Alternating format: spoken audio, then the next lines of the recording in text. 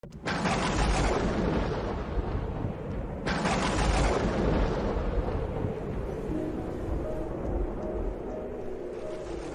Seigneur soit avec vous. Et avec votre esprit. Évangile de Jésus-Christ selon saint Marc. Gloire à toi, Seigneur. En ce temps-là, Jésus traversait la Galilée avec ses disciples, et il ne voulait pas qu'on le sache, car il les instruisait en disant: le Fils de l'homme est livré aux mains des hommes, ils le tueront, et 3 jours après sa mort, il ressuscitera. Mais les disciples ne comprenaient pas ces paroles et ils avaient peur de l'interroger. Ils arrivèrent à Capharnaüm et une fois à la maison, Jésus leur demandait: de quoi discutiez-vous en chemin? Ils se taisaient, car sur la route, ils avaient discuté entre eux pour savoir qui était le plus grand. S'étant assis, Jésus appela les 12 et leur dit: si quelqu'un veut être le premier, qu'il soit le dernier de tous et le serviteur de tous. Prenant alors un enfant, il le plaça au milieu d'eux, l'embrassa et leur dit: celui qui accueille en mon nom un enfant comme celui-ci, c'est moi qui l'accueille. Et celui qui m'accueille ne m'accueille pas moi, mais celui qui m'a envoyé. Acclamons la parole de Dieu. Louange à toi, Seigneur Jésus. Il a dû être difficile et très dur pour Jésus de se rendre compte que pendant qu'il parle des choses aussi importantes de sa vie, des choses douloureuses qui s'approchaient, les apôtres discutaient d'autres choses, discutaient sur le pouvoir, qui allait hériter la première place quand Jésus allait mourir. Le Seigneur prépare ses apôtres pour le scandale de la croix.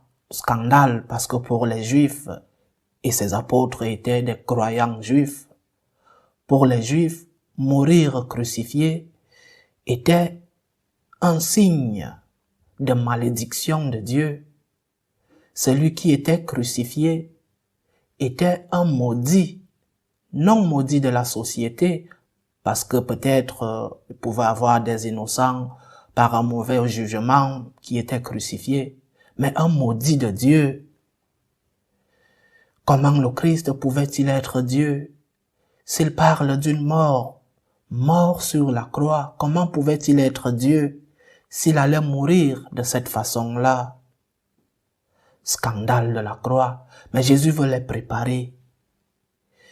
Il n'y aura pas seulement la croix, mais après la croix viendra la résurrection. Mais les pauvres ne comprenaient pas. Ils ne comprenaient pas non plus ce que dit le sage Ben Sirac dans la première lecture de notre liturgie. Mon fils, si tu viens te mettre au service du Seigneur, prépare-toi à subir l'épreuve.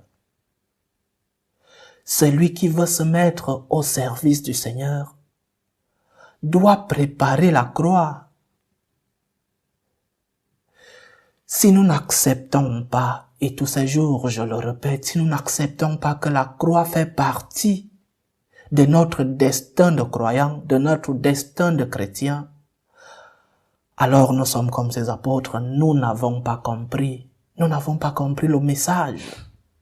Nous n'avons pas compris pourquoi le Seigneur s'est incarné. Nous n'avons pas compris la mission du Christ. Si tu viens te mettre au service du Seigneur, prépare-toi à subir l'épreuve. Mais non seulement ils ne comprenaient pas, mais ils discutaient sur le règne pour eux politique, le règne social que le Seigneur allait instaurer, un règne avec une tête, peut-être le chef du gouvernement, le président, des ministres, des cadres. C'est de ce règne-là que pensaient ces personnes. Et ils sont en train de discuter sur qui sera le président, qui sera le premier ministre. triste pour notre Seigneur, le pauvre. Mais dans sa clémence, dans sa patience, il comprend et il veut nous donner un enseignement. Dans son infinie patience, il l'a toujours eu avec nous. Quand nous ne comprenons pas, il vient toujours nous donner cette lumière. La lumière de la conscience, quand cette conscience est bien formée, quand elle est droite, parce qu'il y a des consciences qui ne sont pas droites et qui croient que le mal est bien et que ceux qui cherchent à faire le bien n'ont pas compris. Le Seigneur vient toujours nous donner une lumière quand nous ne comprenons pas. Dans son infinie patience, il veut donner cet enseignement à ses apôtres. Celui qui va être le premier, celui qui va être président, celui qui va être premier ministre, qu'il soit celui-là qui sert, qu'il soit le serviteur de tous. C'est-à-dire, aimer le premier, faire le premier pas, être le premier à servir. Nous ne sommes pas plus grands parce que nous avons des grands postes. Nous sommes plus grands parce que quand nous avons ces grands postes, quand nous avons cette grande responsabilité, nous les mettons au service non seulement de Dieu, mais aussi du peuple, au service du prochain. Aimer le premier, faire le premier pas, aller vers l'autre pour le servir. C'est cet enseignement que nous donne le Seigneur aujourd'hui. Tu es plus grand quand tu aimes plus. Tu es plus grand quand tu es le serviteur de l'autre. Tu es plus grand quand tu as les yeux ouverts aux besoins des autres. Celui qui aime est le plus grand. Il prend l'exemple d'un enfant. Il place au centre cet enfant-là et dit, celui qui accueille à mon nom un enfant comme celui-ci. Quelle est la caractéristique d'un enfant, entre autres?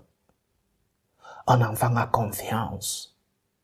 Un enfant sait que ses parents le conduisent toujours dans un bon chemin.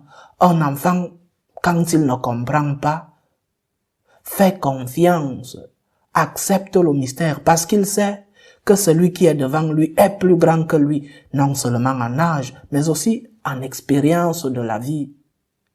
Un enfant fait confiance et c'est ce que le Seigneur nous demande aujourd'hui. Fais confiance. Je te parle de ma mort. Je te parle de cette torture. Je te parle aussi de la résurrection. Dieu est derrière ceci. Dieu est derrière cette épreuve. Dieu est derrière cette maladie. Dieu est derrière cette souffrance dans ta vie. Fais confiance comme un enfant. Accepte le mystère. Parce que derrière l'épreuve, il y a la main de Dieu. Après la croix, il y a résurrection. Après l'épreuve, il y a un moment de gloire. Fais juste confiance en Dieu. Abandonne-toi entre ses mains. Deux enseignements donc, dans notre méditation d'aujourd'hui. Le Seigneur nous demande de lui faire confiance. Et la première lecture d'aujourd'hui, le sage Ben Sira parle de la même confiance. Vous qui créez le Seigneur, mettez votre confiance en lui et il vous viendra en aide. Il te vient en aide. Mais quand tu as fait confiance, quand tu t'es abandonné à lui,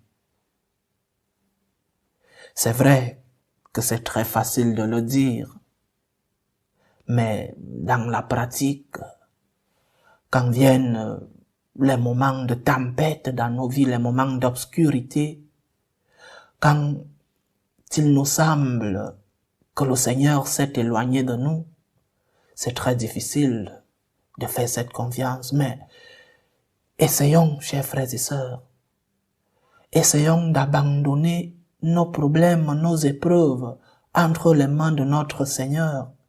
Faisons-lui confiance. Jésus, j'ai confiance en toi. Je sais que tu peux m'aider à surmonter cette épreuve. Je sais que tu peux m'aider à lutter pendant cette maladie. Je sais que tu peux aider ma patrie qui passe des temps difficiles. Je sais que tu peux aider ces chrétiens qui sont persécutés à cause de leur foi. J'ai confiance en toi, Seigneur. Je sais que tu aideras ma famille qui est peut-être divisée. Dans mon couple, l'éducation de mes enfants, j'ai confiance en toi. Que le Seigneur nous aide en ce dernier jour du temps ordinaire d'abandonner nos projets, nos épreuves, notre vie entre ses mains, comme un enfant qui abandonne sa vie entre les mains de ses parents. Loué soit Jésus-Christ. À jamais.